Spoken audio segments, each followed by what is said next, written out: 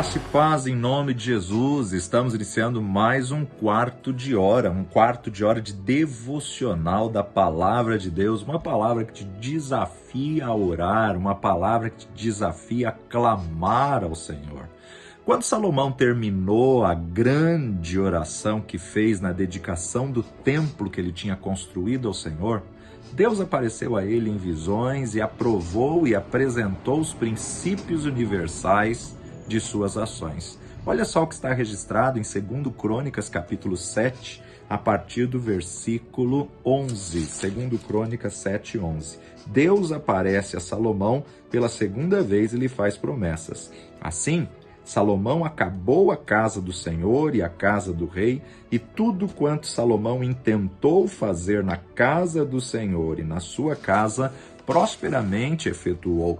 E o Senhor apareceu de noite a Salomão e disse-lhe: ouvi a tua oração, escolhi para mim este lugar para a casa de sacrifício. Se eu cerrar os céus e não houver chuva, ou se ordenar aos gafanhotos que consumam a terra, ou se enviar a peste entre o meu povo, e se o meu povo, que se chama pelo meu nome, se humilhar e orar, e buscar a minha face, e se converter dos seus maus caminhos, então eu ouvirei dos céus e perdoarei os seus pecados e sararei a sua terra. E agora estarão abertos meus olhos e atentos meus ouvidos à oração deste lugar. Que coisa tremenda podermos ver uma aliança que Deus firma, podermos ver um princípio que Deus estabelece. Em seus propósitos em relação aos judeus, no cativeiro da Babilônia, o profeta Jeremias tinha registrado, Jeremias capítulo 29, verso 10, porque assim diz o Senhor, certamente que passados 70 anos na Babilônia, vos visitarei e cumprirei sobre vós a minha boa palavra, tornando-vos a trazer a este lugar, porque eu bem sei os pensamentos que penso de vós, diz o Senhor, pensamentos de paz e não de mal, para vos dar o fim que esperais. Então me invocareis e ireis, orareis a mim e eu vos ouvirei. E buscar-me-eis e me achareis quando me buscardes de todo o vosso coração. Serei achado de vós, diz o Senhor, e farei voltar os vossos cativos e congregar-vos-ei de todas as nações e de todos os lugares para onde vos lancei, diz o Senhor, e tornarei a trazer-vos ao lugar de onde vos transportei. Deus reafirma os seus princípios, Deus reafirma exatamente a aliança que ele já tinha firmado com Salomão. Na terminologia da Bíblia, oração significa clamar a Deus pelas coisas que desejamos, pedindo coisas a Deus. Por isso nós lemos: clama a mim e responder-te-ei e anunciar-te-ei coisas grandes e firmes que não sabes, que não conheces. Jeremias 33, 3. Clama a mim no dia da angústia e eu livrarei. É o que o salmista vai dizer no Salmo 50, verso 15. Salmo 50, verso 15. Invoca-me no dia da angústia e eu te livrarei e tu me glorificarás. Ainda o profeta Isaías, no capítulo 58, verso 9, vai nos dizer: então clamarás e o Senhor te responderás e ele dirá: eis-me aqui. Acontecerá isso se tirares do meio de ti o jugo e o estender de dedo e o falar de vaidades. A oração ela é revelada como uma solicitação direta a Deus por algum bem temporal ou espiritual. Ela é um apelo a Deus para intervir nos assuntos de vida pelo bem daqueles por quem oramos.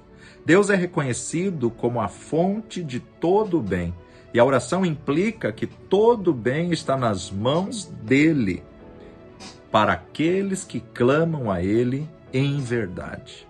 Vemos com força e simplicidade nas orações dos santos do Antigo Testamento que a oração é uma solicitação a Deus, comunicação e comunhão com ele. A intercessão de Abraão por Sodoma é um exemplo marcante da natureza de Deus, um exemplo marcante da natureza da oração, da comunicação com Deus, bem como do aspecto de uma oração intercessória. O propósito declarado por Deus de destruir Sodoma confrontou Abraão e a sua alma foi muito tocada por causa do grande interesse que este tinha naquela cidade condenada. Seu sobrinho e a família dele moravam lá. O propósito de Deus precisava ser mudado. O decreto de Deus para a destruição dos maldosos habitantes da cidade deveria ser revogado. Não era uma tarefa pequena que aguardava Abraão quando ele concebeu a ideia de suplicar a Deus para poupar Sodoma. Abraão decide mudar o propósito de Deus e salvar Sodoma com as outras cidades e planícies. Era com certeza um trabalho difícil e delicado de se incumbir e o de tentar influenciar Deus em favor daquelas cidades condenadas e salvá-las. Ele fundamenta seu pedido simplesmente no número de homens justos que poderiam ser encontrados em Sodoma, e ele apela à infinita retidão de Deus para que não destrua o justo com o perverso. Abraão diz em Gênesis 18:25, longe de ti fazer tal coisa, matar o justo com o ímpio, tratando o justo e o ímpio da mesma maneira, longe de ti, Senhor. Não agirá com justiça o juiz de toda a terra? Com que humildade e reverência Abraão dá início à sua elevada e divina tarefa. Ele se apresentou diante de Deus em reverência solene, meditação, e então aproximou-se de Deus e falou. Ele avançou passo a passo em fé, com insistência e urgência, e Deus concedeu cada pedido que fez.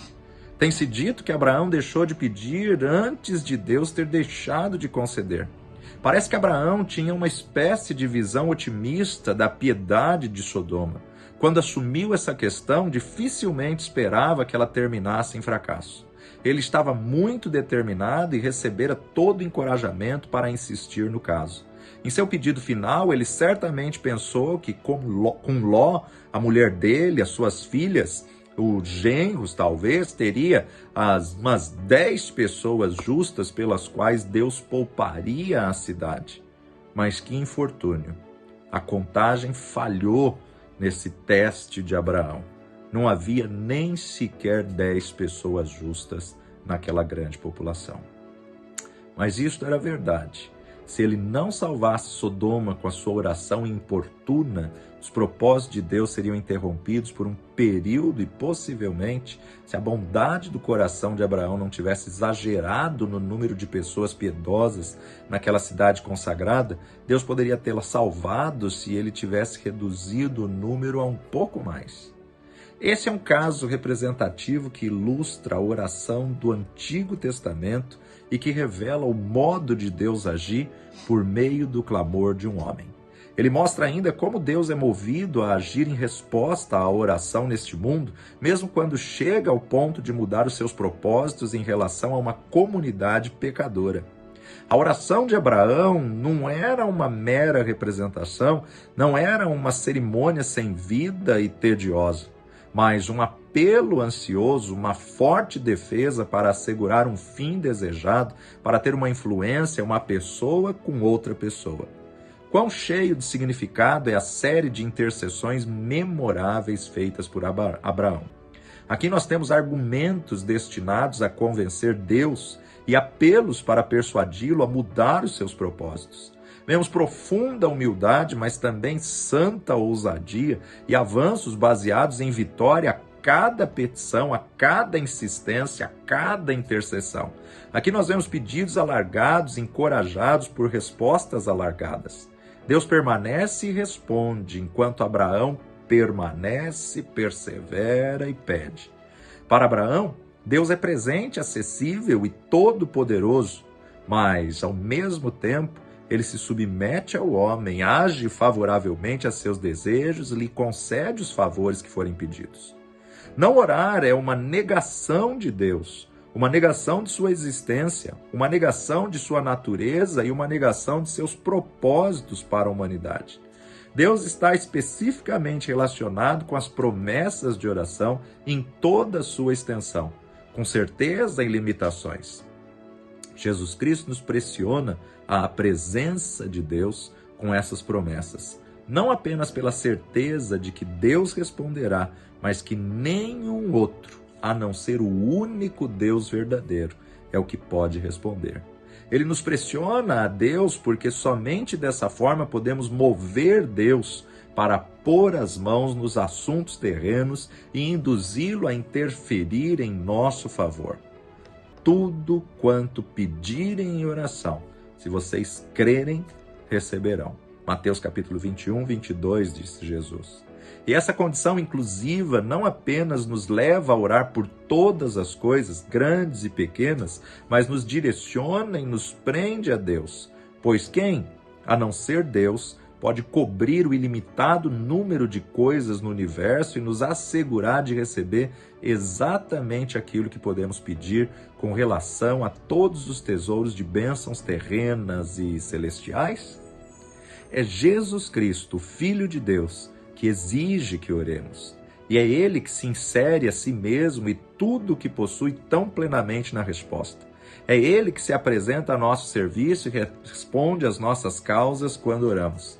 Assim como Ele se coloca à destra do Pai à nossa oração para vir diretamente na nossa vida e agir para o nosso bem, assim também Ele se compromete a responder aos pedidos de 2 ou mais cristãos que estão em concordância sobre alguma coisa.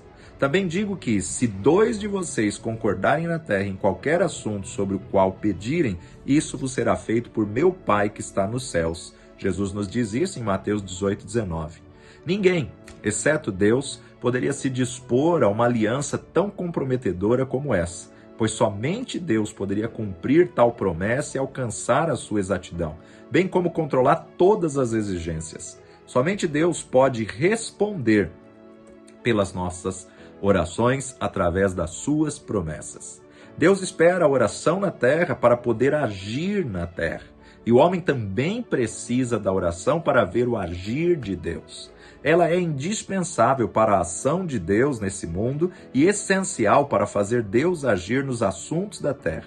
Então, Deus leva o homem a comprometer-se com a oração com a mais solene das obrigações. Deus ordena que os homens orem, portanto, não orar é pura desobediência a uma ordem imperativa do Deus Todo-Poderoso. A oração é uma condição sem a qual a graça, a salvação e o bem de Deus não são concedidos ao homem. A oração é um grande privilégio, uma prerrogativa real, e muitas e eternas são as perdas pelo fracasso em exercê-la. A oração é a grande força universal para fazer avançar a causa de Deus, a reverência que santifica o nome de Deus, a capacidade de fazer a vontade de Deus e o estabelecimento de seu reino no coração dos filhos dos homens. Tudo isso e suas coincidências e ações é criado e afetado pela oração. Um dos reforços essenciais do Evangelho é a oração. Sem oração, o Evangelho não pode ser pregado com eficácia, promulgado fielmente, experimentado no coração e nem praticado na vida. E pela simples razão de que, deixando a oração fora da lista dos deveres religiosos, nós deixamos Deus de lado e a sua obra não pode progredir sem ele. As ações de Deus propôs por meio de Ciro, o rei da Pérsia, profetizadas por Isaías muitos anos antes de Ciro nascer, que estavam condicionadas pela oração. Deus declara o seu propósito, poder, independência e desafio aos obstáculos do caminho para que aqueles sejam realizados. Seu poder infinito, onipotente e absoluto serve para encorajar a oração. Ele tem ordenado todos os acontecimentos, dirigido todas as condições e criado todas as coisas para que pudesse responder à oração, e então se volta àqueles que oram para que deem as ordens. E assim, todos os resultados e o poder que tem em suas mãos serão concedidos abundantemente e sem medida para cumprir as orações feitas e tornar a oração a energia mais poderosa do mundo. O texto de Isaías, capítulo 45, é longo demais para ser citado inteiro, mas vale a pena citar um trecho. Ele encerra com as palavras fortes, como estas palavras sobre oração, que são o clímax de tudo que Deus disse em relação aos seus propósitos a respeito de Ciro, o rei da Pérsia. Assim diz o Senhor, o Santo de Israel, o seu Criador, a respeito das coisas vindouras. Você me pergunta sobre os meus filhos ou me dá ordens sobre o trabalho das minhas mãos? Fui eu que fiz a terra e nela criei a humanidade. Minhas próprias mãos estenderam os céus. Eu dispus o seu exército de estrelas. Isso está em Isaías 45, 11 e 12. Pai de amor, assim como o Senhor mostra na tua palavra que o Senhor se move pelas orações dos santos, o Senhor age pelas orações dos santos, atende o clamor do teu povo, Pai. Atende, Senhor. Vão é o socorro do homem, mas nós dependemos de um Deus ao qual sabemos que, agindo Deus, nada e ninguém pode impedir. Entra como socorro, entra com estratégia, entra com a paz que excede a todo entendimento. Dá direção, sabedoria e vitória ao teu Filho. Em nome de Jesus. Amém e amém. Deus te abençoe, fique firme, faça mais 15 minutos de intercessão, clamor, 15 minutos de louvor e 15 minutos de ações de graça. Persevera, insista, que Deus tem prazer em responder a oração dos santos. Um abraço e até a próxima.